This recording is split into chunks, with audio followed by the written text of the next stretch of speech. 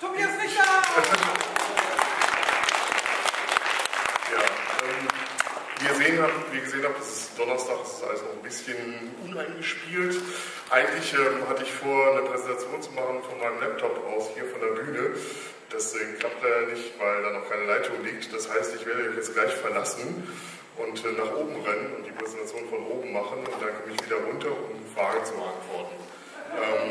Also ihr müsst auf meinen Anblick verzichten, aber ihr hört meine Stimme. Ich hoffe, das ist noch machbar.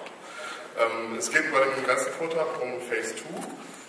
Der eine oder andere kennt das vielleicht von euch. Das ist eine Fanserie, die quasi die 3-Jahres-Mission, die verbliebenen 2 Jahre der 5-Jahres-Mission der Enterprise nachholt.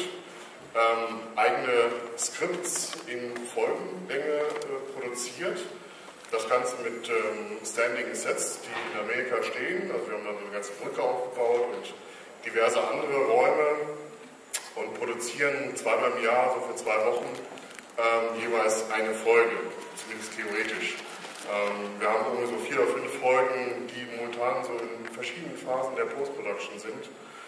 Das heißt, wir drehen immer fleißig, aber wir kommen mit dem Output nicht so ganz hinterher. Wir hoffen, dass sich das ein bisschen bessert in den nächsten Jahren. Momentan kommen wir so auf eine Quote von 1 bis maximal 2 Folgen pro Jahr. Aber immerhin gibt es schon 6 oder 7 Folgen. Und seit 2 oder 3 Jahren bin ich für die Visual Effects dort zuständig. Also alles, was mit Raumschiffen, mit Weltraum zu tun hat, kommt in der Regel von mir. Da gibt es auch einen anderen, den Pony Horton. Der macht die ganzen Beam-Effekte und die ein oder anderen Map-Painting. Wir teilen das so ein bisschen auf.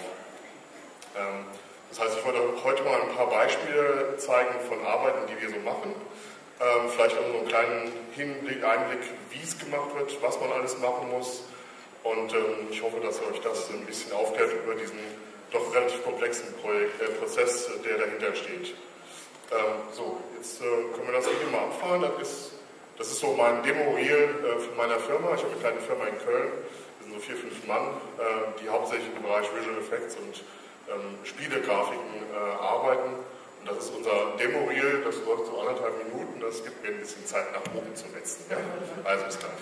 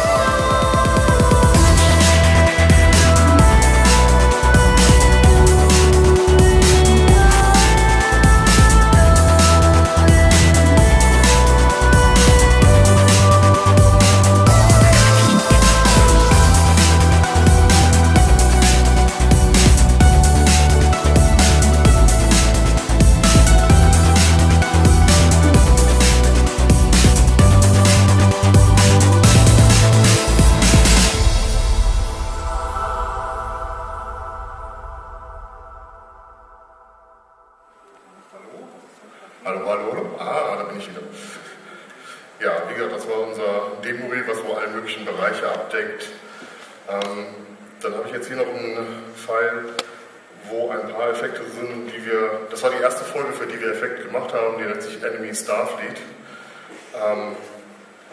Da sind ein paar ganz nette Effekte. Zum einen haben wir das Wurmloch aus Star Trek 1 nachempfunden. Wir haben einen Trockendock gebaut. Können wir auch noch mal kurz reinblicken.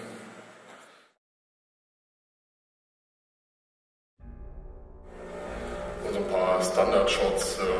Enterprise fliegt in verschiedenen Variationen um den Planeten rum.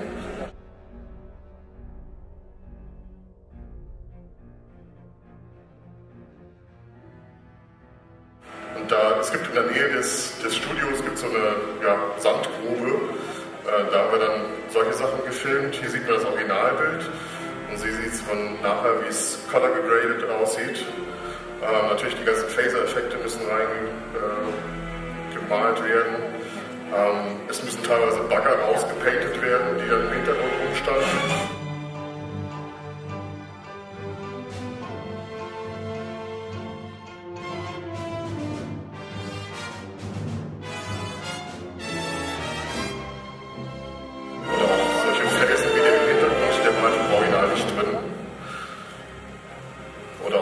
Explosion, die Explosion, die jetzt kommt, die war eigentlich gar nicht da.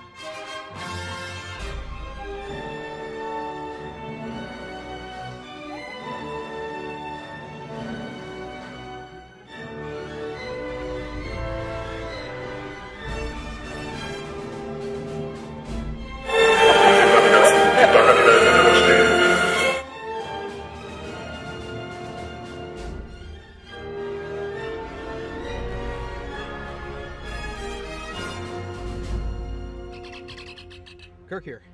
Communications restored. Ja, aber das Wurmloch haben wir versucht, so nah wie möglich an dem Original zu kreieren. Ich denke, das war ganz gut gelungen.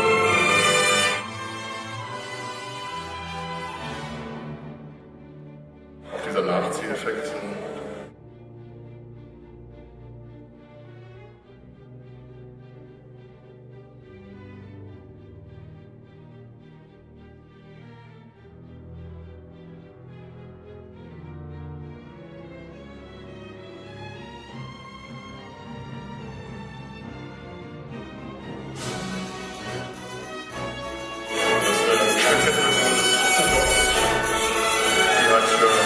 Der ja vor dem Kinofilm spielt, ein bisschen anders aussehen sollte, darum diese Dreiecksform.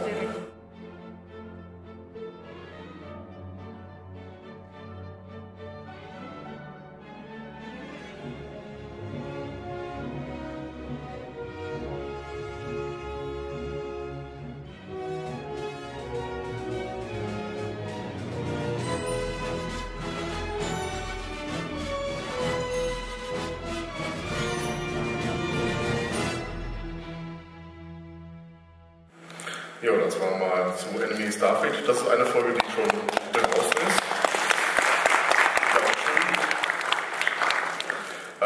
Da habt ihr noch gesehen, unser Kirk. Wir haben natürlich alle Personen, Kirk, Spock, McCoy, die aber natürlich alles von mehr oder weniger Laienschauspielern gespielt werden. Es sind auch ein paar professionelle Schauspieler dabei.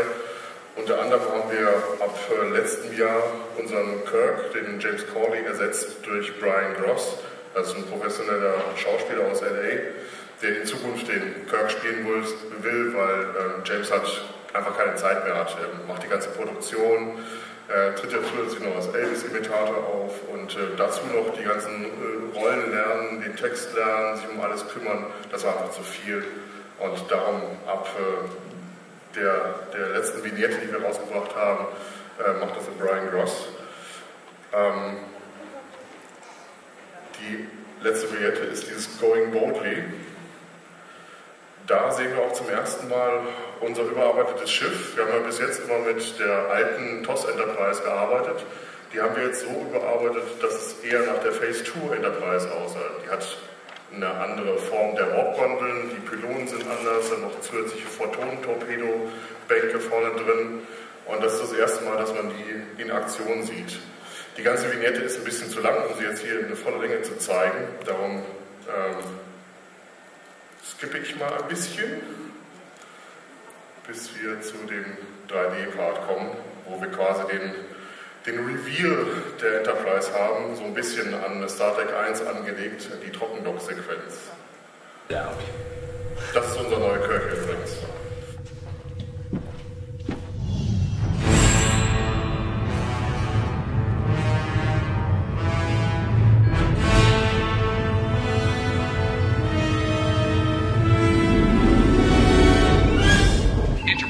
This is Dot Control. Da sehen wir zum ersten Mal Lieutenant Alex.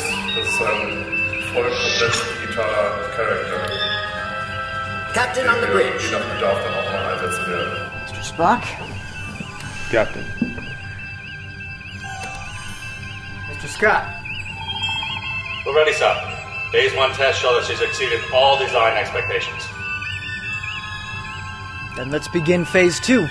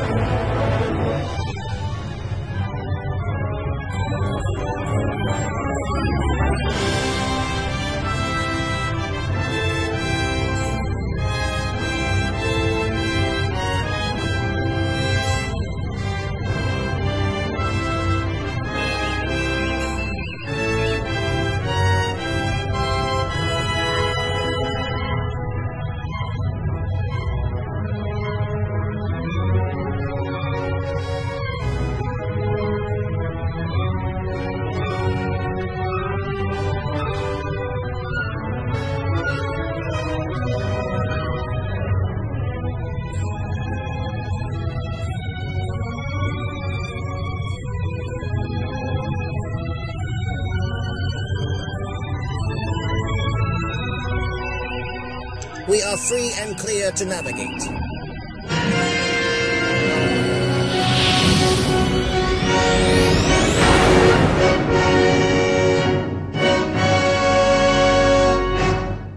Ja, mehr wird dann folgen.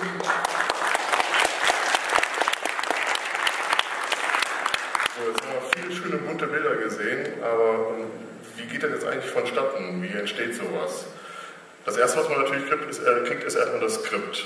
So ein Skript für eine Folge hat in der Regel so 60, 70 Seiten.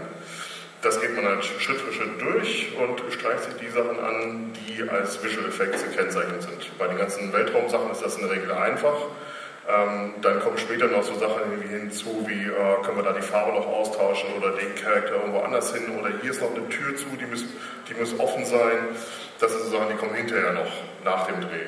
Aber vorher kann man schon mal die ganzen Weltraumszenen, sag ich mal, rausfiltern.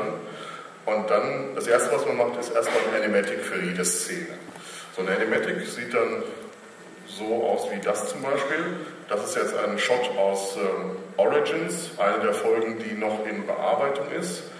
Wir sehen, das Ganze ist sehr rudimentär. Wir haben zwar das Trockendock, das ist noch wie eben, das existiert ja schon. Wir haben hier ein anderes Raumschiff, was in dem Trockendock liegt. Wir haben hier so einen alten Frachttransporter, aber alles noch untexturiert und relativ basic. Das Animatic dient jetzt dazu, die Zeit festzulegen, das ganze Timing der Szene und was in der Szene passiert. Und wenn das einmal geschehen ist, dann läuft das im Prinzip so ab. Das wird dem Editor gegeben, der den Film zusammenschneidet, sodass er das schon mal in den Film reinschneiden kann. Dann weiß der Regisseur, okay, das und das wird passieren, so und so lang wird es sein.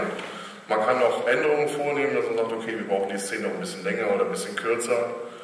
Aber damit kann er schon mal arbeiten. Und das wird dann hinterher ausgetauscht, wenn die Szene einmal fertig gerendert ist. Und das ist dann relativ einfach. Wenn die Szene fertig ist, sieht die dann zum Beispiel so wie die hier aus. Das, was wir eben als Animatic gesehen haben, sieht fertig dann so aus. Schon ein bisschen schöner.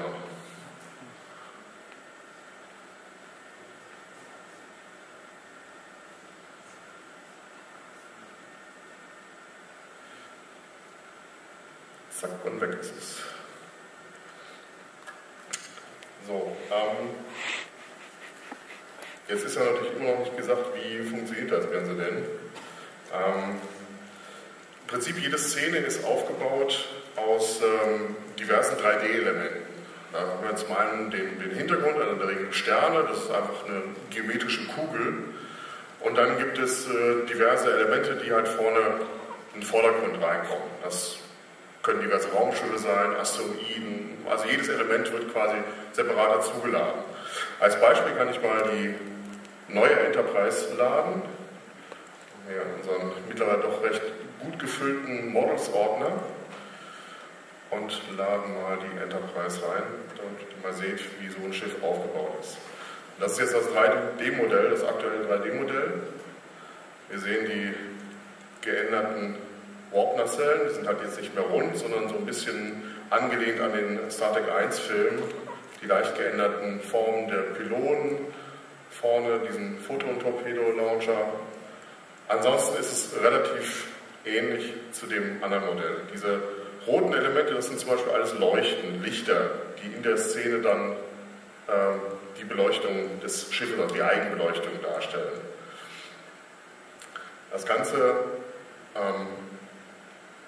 gibt es dann in verschiedenen Layern. Also es gibt, wie beim realen Modell, haben wir einen sogenannten Beauty Pass, wo wir externe Lichter setzen. In der Regel sind das 2 bis 3 Lichter, ein Hauptlicht, ein sogenanntes Rimlight, um die Kanten an den Ecken ein bisschen aufzuleuchten. Das gibt unseren Beauty Pass. Da sieht das Schiff so drin, wie wir es in real sehen. Dann gibt es noch einen Beleuchtungspass, wo wir die ganzen Lichter, die drauf sind, die Blinklichter nur als einziges Element haben. Wir haben einen Pass, wo wir vorne diese Leuchtelemente hier vorne drin haben. Wir haben einen Pass, wo wir nur das Interior drin haben, weil das Schiff hat auch eine Inneneinrichtung, wie man hier sehen kann. Ist natürlich relativ simpel gehalten, aber gerade wenn man so mit der Kamera nah vorbeifliegt, dann erkennt man das schon recht schön, dass da etwas ist. Und dann kann man natürlich noch hingehen, man kann so kleine digitale Männchen da reinsetzen, die dann auch nochmal langlaufen. Das ist nochmal ein weiterer Level an Realität, der noch dazukommen kann. So, und die eigentliche Animation, der Hauptteil der Arbeit ist in der Regel, diese Schiffe erstmal überhaupt aufzubauen. Wenn man das einmal gemacht hat, dann ist die eigentliche Animation nicht mehr so schwierig. Wir können das hier im Raum bewegen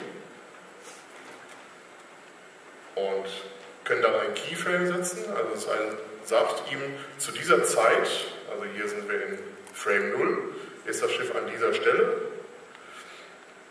Und jetzt muss ich mal kurz gucken.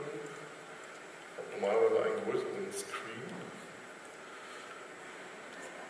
Kleines Sekündchen.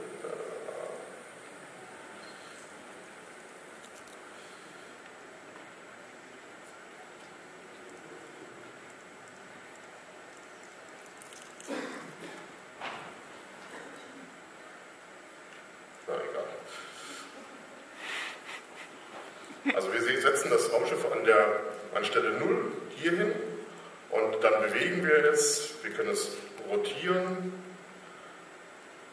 um eine Achse oder um mehrere Achsen. Wir könnten es theoretisch auch skalieren, das ist natürlich Quatsch, das verändert seine Größe normalerweise nicht. Und sagen dann, diese Position soll es bei, sagen wir mal, 4 Sekunden haben. Und den Rest, den erlegt dann der Rechner und macht diesen Übergang automatisch, berechnet er automatisch. Und dann muss jedes Bild einzeln rausgerechnet werden. Also wenn wir 4 Sekunden haben, sind das in der Regel etwa 25 Bilder pro Sekunde, also 100 Bilder. Und für jeden Pass wird ein Bild berechnet. Das heißt, wenn wir einen Beauty Pass haben, wir haben diese Lichter Pass, wir haben den Beleuchtungspass für die Innenräume und noch diverse andere, also es kommen dann mal locker 5 oder 6 Passes hin, haben wir etwa 600 Bilder, die wir dann hinterher zu einer Sequenz zusammensetzen müssen. Das passiert in einem anderen Programm. Wir benutzen dazu ein Programm, das nennt sich Digital Fusion. Es gibt auch andere, wie After Effects oder Nuke. Die sind dafür da, diese ausgerenderten Bilder zu kombinieren zu einer Sequenz. Und dann mal als Beispiel haben wir hier eine Sequenz, ja genau die. Oh, das steht jetzt nicht weiter. So, hier sehen wir so einen sogenannten Flow. Wir sehen hier, das sind die einzelnen Bildelemente. Also hier haben wir zum Beispiel unseren Sternhintergrund. Wir haben hier den Mond. Das ist die Sequenz, die wir vorhin komplett gesehen haben. Wir haben weiter vorne von unserem Planeten die Atmosphäre. Wir haben die eigentliche Oberfläche des Planeten. Wir haben einen Wolkenlayer. Wir haben unser Trockendock in der Ecke. Dafür auch nochmal einen sogenannten Lichtpass, also alles was leuchtet, ist dann nochmal separat drin. Wir haben das Schiff, was in dem Trockendock drin ist. Das Trockendock ist jetzt hier als Maske schon rausgerechnet, was die Sache ein bisschen vereinfacht. Wir haben, wenn man hier rangeht, so diverse kleine Schiffchen da, Workbees, die da noch drumherum fliegen. Und natürlich unser Frachter. Und wenn wir das alles zusammenführen, da werden dann verschiedene Operationen, so Farbkorrekturen und das ein bisschen geblurrt hier und da. Und wenn das alles zusammenläuft, kommt es halt so Stück für Stück zusammen. Ja, der Planet kommt dazu, die Wolken kommen dazu, dann noch ein bisschen Atmosphäre drauf. Dann haben wir das Trockendock, wir haben die Lichter vom Trockendock nochmal separat. Wir haben das Schiff, was da drin ist. Wo haben wir es? Hier ist es drin. Ja, kommt jetzt hier dazu. Und so weiter, bis wir dann am Schluss das komplette Bild haben.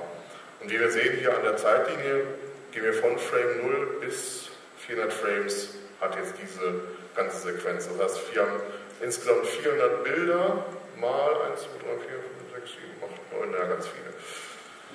Also sind etwa 4.000, 5.000 Bilder nur für diese eine Sequenz, die eben zusammengebracht werden und dann nochmal rausgerendert werden. Am Ende haben wir dann eben eine Sequenz von Einzelbildern, die die finale Sequenz ergibt. Die wird dann nochmal umgewandelt in QuickTime. Dann geht die wieder zum Editor und der kann sie wieder einsetzen in den Schnitt. So, das ist nur so ganz schnell und ganz grob, wie dieser Arbeitsablauf vonstatten geht.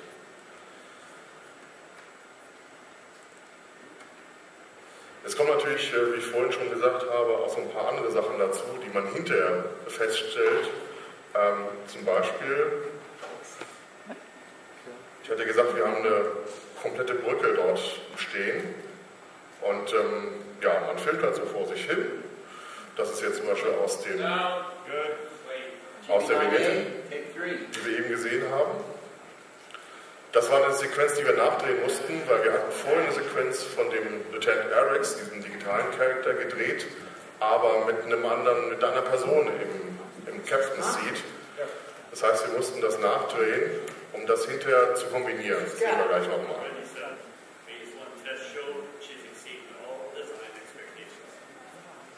Also natürlich jetzt noch der Ton vom Mikro, das wird nochmal alles überarbeitet.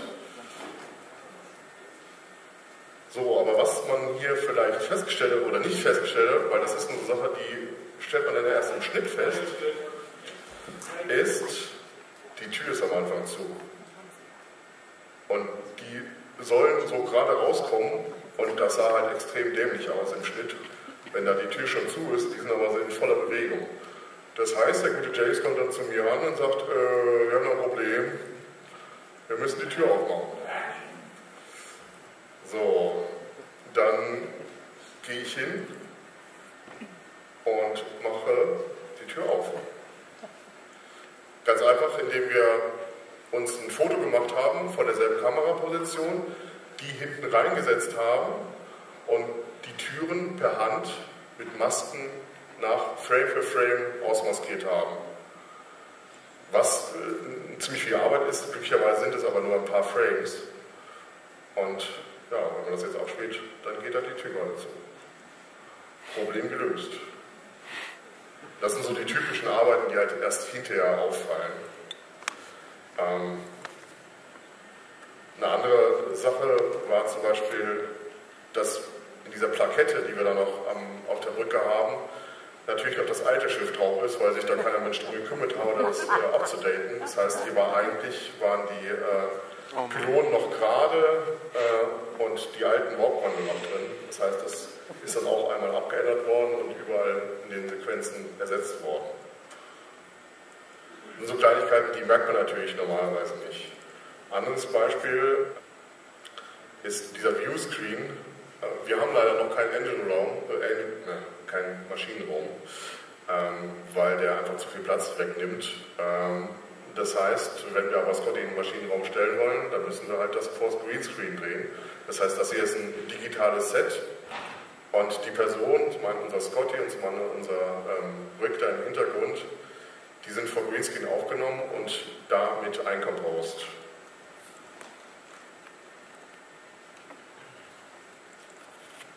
Hier sehen wir das Grün ist schon mal raus, aber wie wir sehen, das ist nur Scotty alleine. Beziehungsweise Rick alleine. Und so sieht das Rendering des Maschinenraums in purer Form aus. Auch da kommt im Compositing noch einige Effekte dazu, dass zum Beispiel die helleren Stellen, dass sie ein bisschen glühen, dass dem Ganzen ein bisschen Atmosphäre verliehen wird, dass wir einen sogenannten Smoke Layer haben, das heißt kleine Wolkchen, die noch zur Atmosphäre beitragen, also kleine Nuancen, die aber dazu beitragen, dass dann das Ganze dann zu einem realistischen oder höchst realistischen Bild machen zu lassen. Ja, ich hatte ja vorhin von diesem Eric-Shot gesprochen. Das war der Originalshot, den wir damals gedreht haben. Damals mit einem Schauspieler in dieser Position, von dem wir dann die Bewegung ein bisschen abgenommen haben, uns ein bisschen haben inspirieren lassen, was die Bewegung des Arex angeht.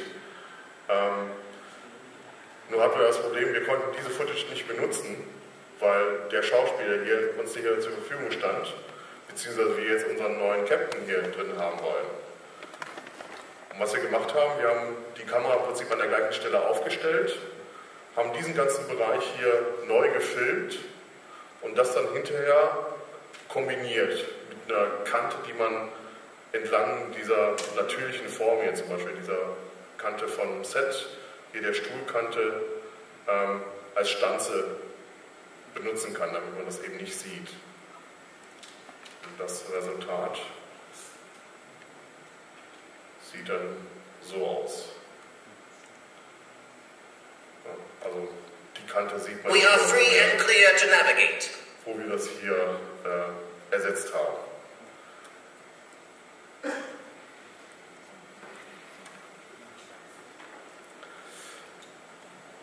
Dann passieren natürlich auch so ein paar lustige Sachen. Unser Scotty ist unser alberner Vogel, der gerne mal Späßchen macht. Das ganze Set, also diese, ich sag mal, Baracke, in der das Studio steht, ist an einer relativ gut befahrenen Straße, wo auch gerne mal am Wochenende Motorräder langfahren. Und das ist halt immer gut hörbar. Und irgendwann hat es dann unser Scotty gereizt, damit mitzufahren.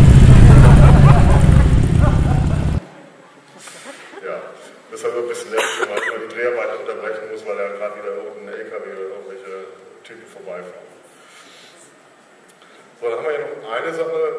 Wir haben ja zum einen unsere Vignette, dieses Boldly Going, gedreht, wo wir vorhin das Ende gesehen haben mit dem neuen Captain. Zu der Zeit haben wir auch unsere aktuelle und letzte Folge gedreht, Brad and Savages, die noch in einer sehr frühen Phase der Postproduktion ist, aber die erste Folge sein wird, wo Brian Ross als Captain Kirk auftritt. Und ich kann noch mal ein paar Bilder von dem, das meinte ich vorhin mit Baracke, also das ist das Gebäude, wo das Studio drin ist. Sieht außen nicht so super nach viel aus, aber innen drin ist halt schon ganz lustig. Wir haben unser Brückenset mit Scotty im Captains zieht. Also es ist wirklich eine 360-Grad-Brücke, kann man überall rumgehen. Also ist schon relativ eindrucksvoll, wenn man da drin steht. Hier haben wir unseren Weltraumanzug, der halt dem TOS Original nachempfunden ist, den wir für Boldly Going gebraucht haben, für eine kurze Effektsequenz. Hier unser Konferenzraum, auch für Going Boldly, den kleinen Kameratrack, den wir brauchen, um den Admiral, der hier am Pult steht, unsere Dankesrede hält. Auch eine Sache, wie wir sehen, sind hier oben die Panels alle rot und das in der Mitte ist auch noch dunkler dazu. Und irgendwann fiel es James auf und meinte, können wir die nicht blau machen? Ja, das ist dann wieder so ein Job für mich, der leider ein bisschen aufwendiger ist, weil das natürlich in nicht nur einem Shot vorkommt, sondern in 20 Shots, wo dann teilweise auch Leute durch das Rot durchlaufen, das heißt, wir müssen noch Masken machen. Das sind dann so die Jobs, die vielleicht nicht ganz so viel Spaß machen, aber halt auch gemacht werden müssen. Viele Ventilatoren, weil es ist immer sehr, sehr warm da drin, keine Aircondition, wie es normalerweise bei Amis übrig ist, aber dort muss das alles mehr oder weniger per Hand gemacht werden. Darum sind die immer am Laufen und wenn es dann zum Drehen gibt, werden die halt mal kurz ausgeschaltet. Und sobald der Cut gerufen wird, als allererstes wieder eingeschaltet.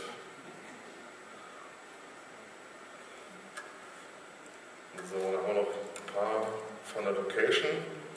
Das ist unser McCoy, unser alter Spock und der neue Kirk. Da haben wir auch wieder in dieser Grube gedreht, wo wir auch Enemy Starfleet gedreht haben. Die ist sehr vielseitig einsetzbar für fremde Planeten. Und irgendwann in der Mittagspause gab es halt ein Paket von Dunkin' Donuts, wo sich unsere 3 Hauptdarsteller als erstes drauf gestürzt haben. Das Ganze spielt auf Romulus und deshalb die romulanischen Guards, die hier rumliegen und keinen so guten Tag haben. Auch hier, das war auch Location in Ticonderoga, das ist die nächste etwas größere Stadt, die eine sehr schöne Radars haben, die uns erlaubt haben, davor zu drehen. So, jetzt werden wir wieder runterkommen und Fragen beantworten.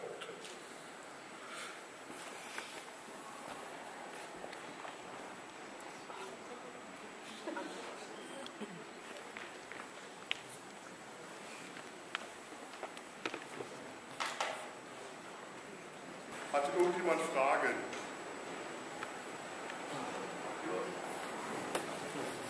Da ist, ja, ich sehe, einfach mal laut schreien.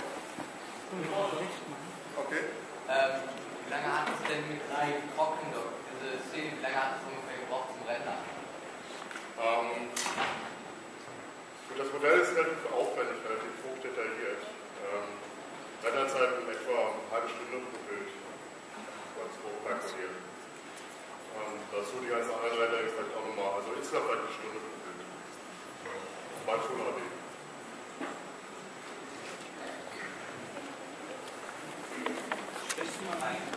Ja, Test. 1, 2, So. Noch weitere Fragen? Was für Software verwendet man dafür? Ja, also prinzipiell kann man natürlich jede 3D-Software verwenden. Wir nutzen jetzt Maya, weil wir kommen daher und das ist so mein Stammprogramm.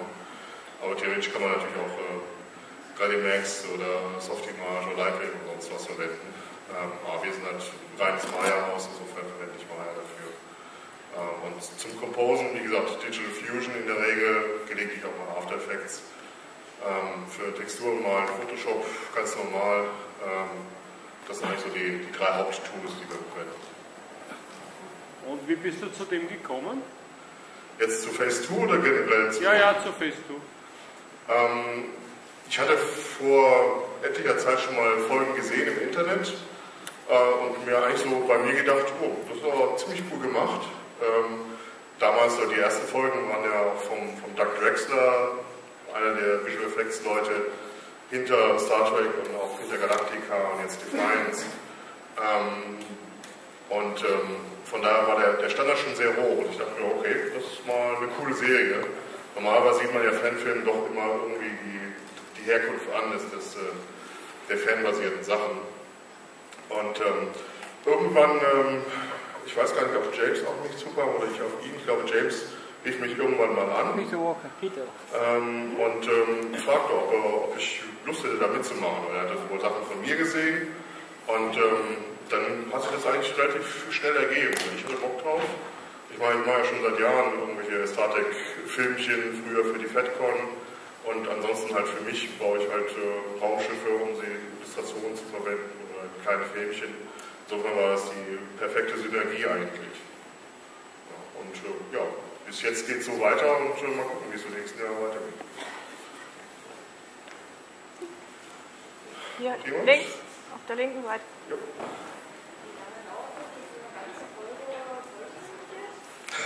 Gute Frage. Wie ich schon gesagt habe, wir drehen in der Regel pro Jahr zweimal, einmal jetzt im Juni und einmal im Herbst, jeweils für 2 Wochen. Und dort wird so 80% einer Folge abgedreht. Das heißt, theoretisch könnte man sagen, wir drehen Material für 1,5 Folgen pro Jahr. Das Problem ist, mit dem Abdrehen ist es leider nicht getan, weil das muss geschnitten werden, dann müssen Effekte gemacht werden. Dann muss der Ton gemacht werden und dann muss da nochmal der Schnitt gemacht werden, weil irgendwas nicht gepasst hat, da müssen irgendwelche Nachdrehs gemacht werden, weil ein Schauspiel nicht da war oder die Szene nicht stimmt oder der und der Anschluss nicht stimmt. Und ja, das resultiert leider, dadurch, dass das natürlich auch alles oder in der Freizeit passiert, das sind ja alles Hobbyleute. Ich mache das in meiner Freizeit, der Editor macht das in seiner Freizeit. Das heißt immer nur, wenn Zeit ist und wenn man dazu Lust hat.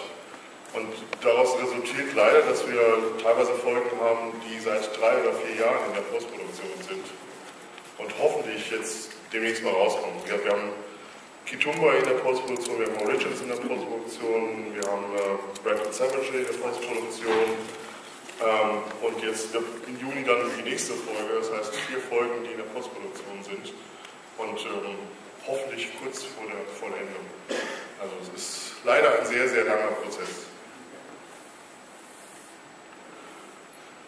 Oh. Mich würde interessieren, wie spricht eigentlich Paramount auf solche Fanprojekte? Aber ihr nutzt ja schon in Anführungszeichen Originaldesigns, auch wenn ihr die selber nachbaut. Ja. Ich kenne es aus dem Computerspielbereich, wenn man da hobbymäßig Dinge moddet. Manche finden es toll und unterstützen das und andere schicken einen direkt eine Abnahme. Ja. Also Paramount ist in der Hinsicht zu uns relativ wohlwollend. Also die beobachten uns, die wissen von uns.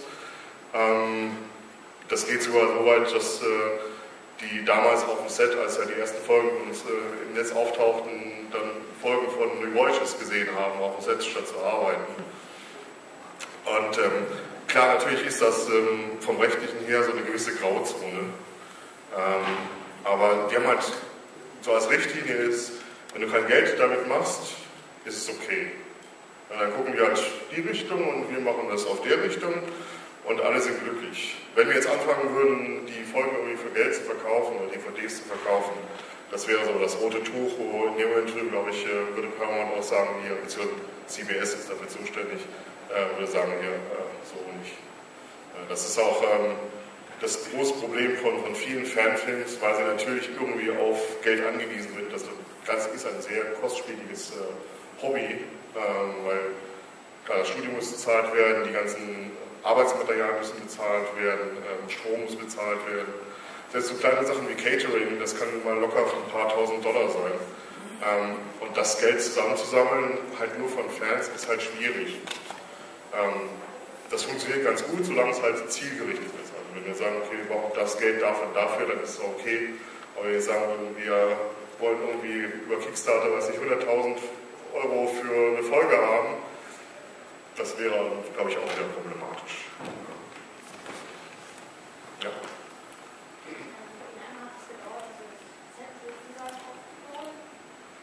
Das weiß ich ehrlich gesagt gar nicht. Also das erste Set, was stand, war die Brücke und der James Cawley, der das gebaut hat, hat da bestimmt schon seit 10 Jahren dran gearbeitet. Also ich habe das erste Mal gesehen vor etwa 3 Jahren, da war es schon komplett. Also ich schätze mal, ein paar Jahre wird es schon gedauert haben, bis das so in der Form stand. Aber das ist auch ständig im Umbau begriffen. Also früher waren die ganzen Screens, die da drauf sind, einfach nur Folien. Mittlerweile ist hinter jedem Screen ein LCD-Display, das man auch animieren kann. Also es wird ständig weiterentwickelt und auf den neuesten Stand gebracht. Noch jemand? Hat man schon mal darüber nachgedacht, Filme zu produzieren, die die Lücke zwischen den klassischen Kirk-Geschichten und Picard, sag ich das mal, füllt, die Jahre dazwischen? So Enterprise. Das wäre also quasi nach den Kinofilmen. Ja, B, C, Enterprise. Ich persönlich würde das super tierisch gerne machen, weil ich persönlich mag eigentlich die Ära, die Kirk-Ära, die Kino-Kirk-Ära am liebsten, was das Design angeht. Das Problem ist, die Sets sind unglaublich viel komplizierter zu bauen im Verhältnis zu den Classic-TOS-Sets. Und es sind halt auch nicht so viele Geschichten da. Es ist ein bisschen schwieriger, da den Weg zu finden. Von der TOS-Serie haben wir jede Menge Geschichten. Wir haben teilweise Geschichten verfilmt, die ursprünglich mal geplant waren für die geplante Phase-2-Serie. Wir haben auch von Originalautoren teilweise auch. Also David Jarrett hat 2 Folgen für uns gemacht, John Covell hat eine Folge gemacht. Und ich glaube, es wäre sehr viel schwieriger, da Storys zu finden. So ist es sehr viel einfacher. Es gibt ein paar Filme, die in dieser Film-Area spielen, aber weil die machen auch tolle Arbeit, aber es ist halt, man sieht es halt schon, dass es sehr viel aufwendiger sein müsste, als es dann bei denen ist. Vielleicht wird es mal. Also ich meine, wir gehen ja schon so ein bisschen in die Richtung. Also wir wollen momentan die Brücke schließen zwischen TOS und Motion Picture. Der Umbau der Enterprise ist so ein erster Schritt. Irgendwann in, weiß ich wie viel, 10 Jahren wird vielleicht auch mal die Brücke dann entsprechend ein bisschen umgebaut, dass die halt mehr die Motion Picture Enterprise Brücke restauriert. Aber ja, das ist auch ein langer Prozess. Wenn man jetzt mal rechnet, sagt ihr eben 25 Bilder pro Sekunde und der Rechner rechnet ungefähr eine halbe Stunde pro Bild und dann noch die ganzen Lagen übereinander. Das heißt, also pro Tag wäre vielleicht mal höchstens 1 oder 2 Sekunden. Nee, also wenn ich sage eine Stunde pro Bild, dann meine ich schon alle Elemente im Bild. Aber trotzdem, das ist natürlich ein sehr langwieriger Prozess und glücklicherweise rechnen wir nicht nur mit einem Rechner. Also wir haben kleine Renderfarmen, da sind dann 10 oder 15 Rechner, die dann schon ein bisschen was wegschaffen. Also es ist witzigerweise, als ich vor 20 Jahren mit dem ganzen Business angefangen habe, hatten wir im Prinzip die gleichen Renderzeiten, die wir heute haben, obwohl die Rechner natürlich heute, weiß nicht, 100, 200, 300 Mal schneller sind. Aber halt auch die Auflösung. Früher hat man mit 200 mal 100 Pixeln war man super glücklich. Heute braucht man in Full HD 1920 mal 1080 Pixel. Und natürlich ist der Qualitätsanspruch auch viel größer, was man heute als realistisch ansieht. Das ist einfach so viel komplexer. Modelle hatten früher vielleicht 1000 Polygone, also einzelne Flächen oder 1000 Punkte, aus denen zusammengebaut wurden. Heute bewegen wir uns im Millionenbereich. Also dieser Sprung, das ist irgendwie das eine gleicht immer das andere aus. Irgendwie ist da keine Besserung in Sicht, außer natürlich, dass die Qualität besser wird. Damals gab es ja das Video so faktisch jetzt, der noch genau. Gigas liegt jetzt, und die hat halt die Auflösung von, die wird heute als PC-Spieler schon Natürlich, klar, das ist ein altes Paarsignal, 27x480, damit kann man heute keinen mehr hinterm Ofen hervorlaufen. Wo bekäme man denn die Staaten zu sehen, wenn sie aus der Postproduktion fertig sind? Im Internet. Also es gibt die Webseite www.StarTrekNewVoyages.com und da sind auch Links zu den einzelnen Folgen. Und in der Regel tauchen auch auf YouTube auf. .de. Ja, natürlich unsere German-Abteilung hier macht auch immer die deutsche Version. Ja.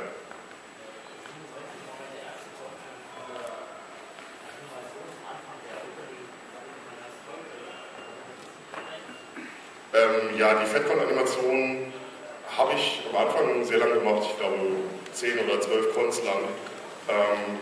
Das ist irgendwann so ein bisschen eingeschlafen. Zum einen, weil es bei mir immer mehr Zeit wegnahm, weil ich habe für dann irgendwie 3-4 Monate dran gesessen.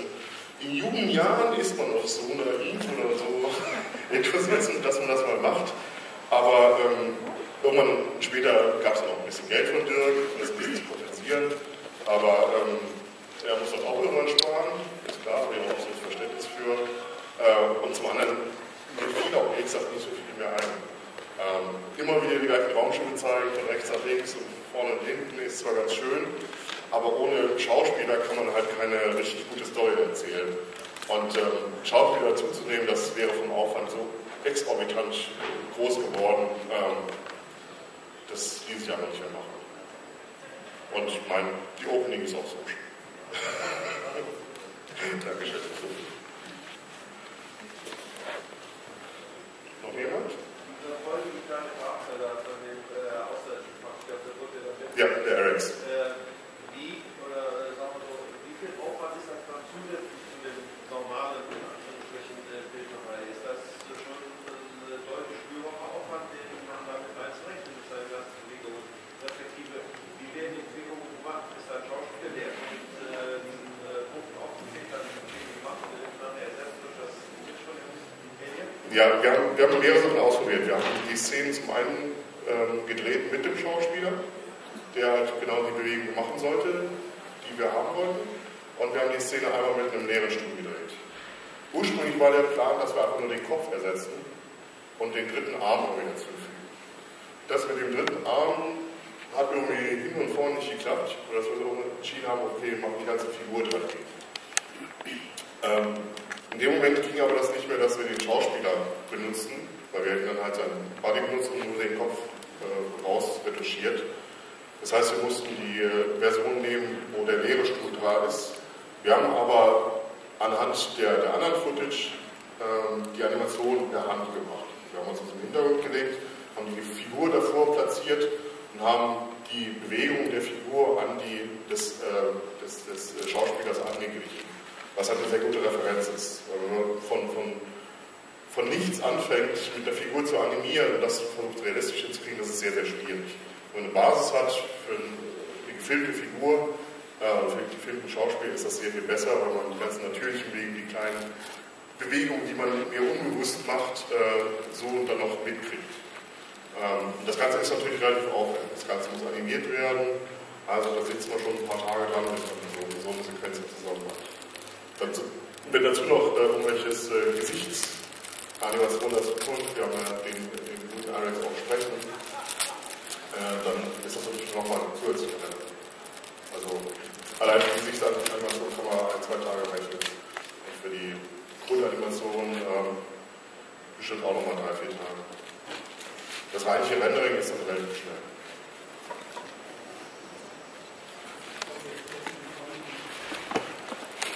Noch mehr ist viel.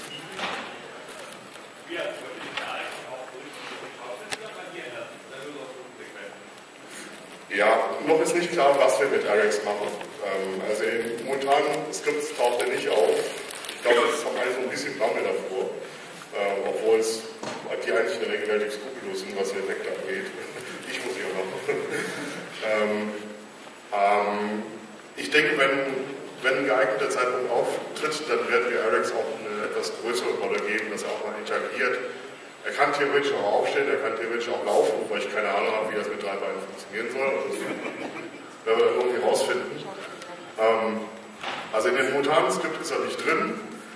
Es kann aber immer sein, dass wir spontan sagen, okay, wir haben hier einen Charakter, der taucht nur in 2 Szenen auf, lass uns den mal durch Eric ersetzen. So wie es im Prinzip hier auch bei dem passiert ist.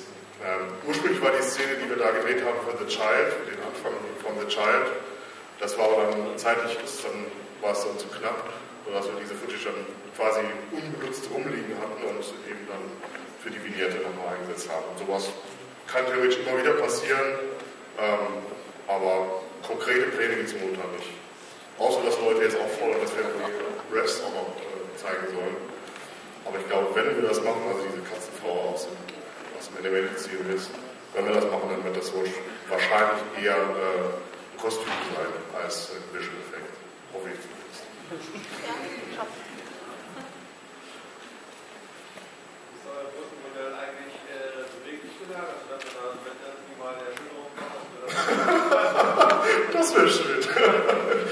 einzige Erschütterung, die es gibt, ist, dass ein LKW vorbeifährt.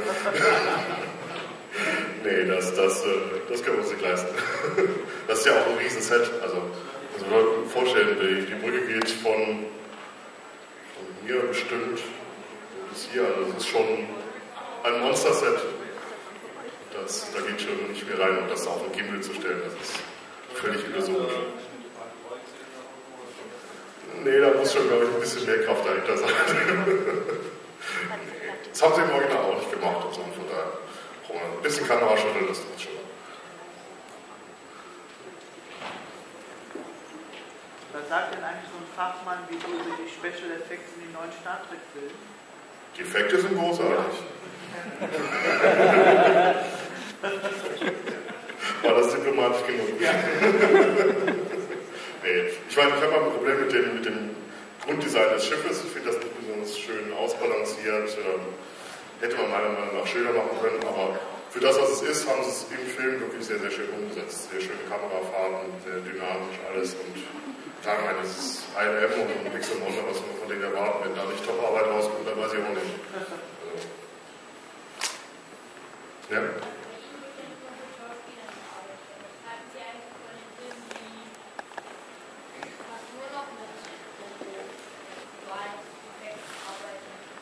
Ja, ich bin ja ein Verfechter von Effekten, nur wenn es unbedingt nötig ist. Und der Trend momentan im Kino geht leider dahin, dass es halt immer mehr nur Effekte sind und weniger Story, weniger Charakter. Das finde ich ein bisschen bedauerlich. Es ist natürlich, fürs Kinopublikum ist es natürlich schön, immer ordentlich von einer Action-Sequenz zur nächsten. Vielleicht liegt es an meinem Alter, dass man da etwas ruhiger wird, dass man das doch mal auch da ein bisschen ruhiger angehen möchte. Aber ist ein Trend, der wird sich wahrscheinlich weiter fortsetzen. Kann man nichts gegen machen, glaube ich.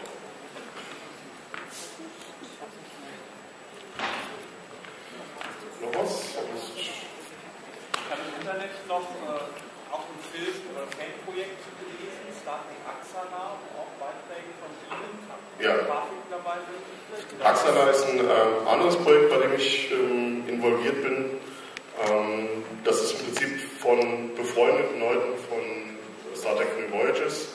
Das ist der Alec Peters, der so ein bisschen für das Star Trek Archiv tätig ist. Der hat so seine eigene Auktionsseite, auf der man viel Star Trek, Stargate und Galactica Originalzeug verkauft.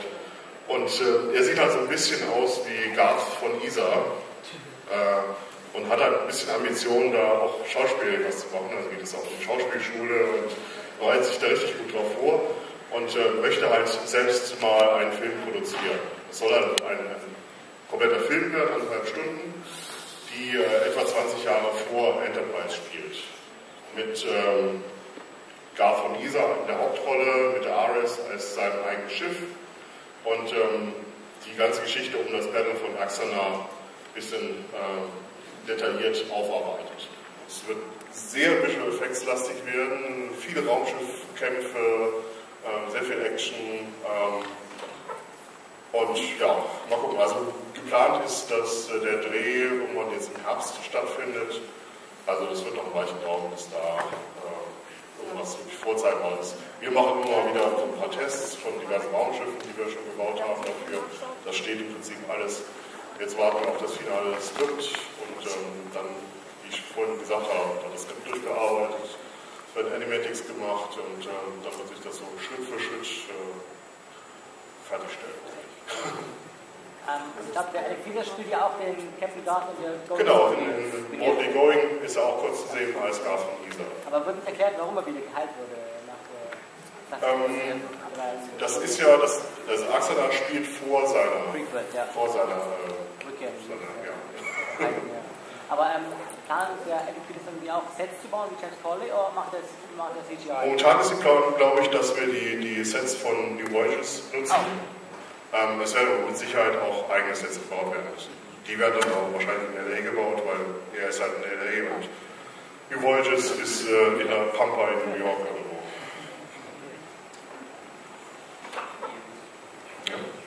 Bei dieser Einzelne mit dem CGI-Charakter, wie macht ihr das eigentlich genau, wenn ihr bereits eine stehende Szene habt und ihr wollt später noch was live Live-Footage hineinfügen, dass ihr Kameraposition, Brennweite, Winkel und so wirklich exakt matcht. Alles prima Daumen. Also, wenn wir ganz viel Glück haben und der Kameramann mitgedacht hat, dann schreibt er uns halt die Daten auf, ne, was Öffnungswinkel, Kamerahöhe und Set ausmessen. Wenn ich dabei bin, schreibe ich das auch auf, dann messe ich das Set aus. In der Regel kriegst du aber einfach nur die Footage und mach mal. Und dann fängt man halt an, rumzuknobeln, okay, Brennweite könnte so und so sein und dann fängt man an, so ein ganz simples Set zu bauen, wie man sich denkt, dass es sein könnte, versucht die Kamera so einzurichten. In der Regel reicht das auch, wenn man keine großflächigen Ersetzungen hat. Zum Beispiel bei dem RX reicht es ungefähr, das hinzukriegen, weil man ja nur sehr punktuell ihn einfügen muss. Und wenn es eine Kamerafahrt hätte, wo man die Kamera um die gesamte Brücke rumfahren müsste, dann wäre das sehr viel aufwendiger. Da müsste man sehr viel auch mehr Aufwand betreiben. Aber solange das so in diesem Rahmen ist, ist es so machbar. Wollen wir dann mit dem Film weitermachen?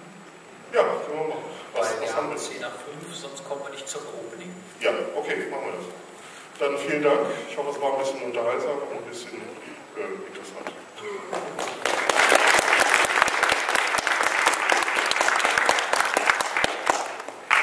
This is Walter Koenig. Welcome to Star Trek: New Voyages, Phase 2, Germany. Watch me in To Serve All My Days, written by D.C. Fontana. All episodes are subtitled in German, English, and other languages. Enjoy the show.